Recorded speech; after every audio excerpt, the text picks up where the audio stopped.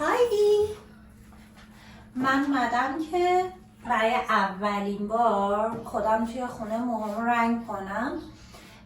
رنگی که گرفتم بولونیاه، آمونیاک نداره و فکر میکنم آسیب کمتری بهمون میزنه، اینطور که گفتن بهم.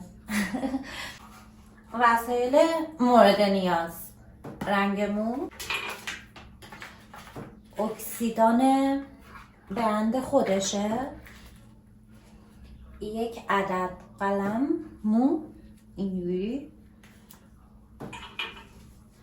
از این دستکشا، کلیپس و کاسه یادم رفت.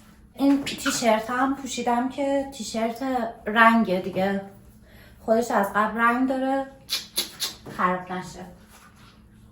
برم کاسه بیارم بیام. مرحله 1: دستکش ها رو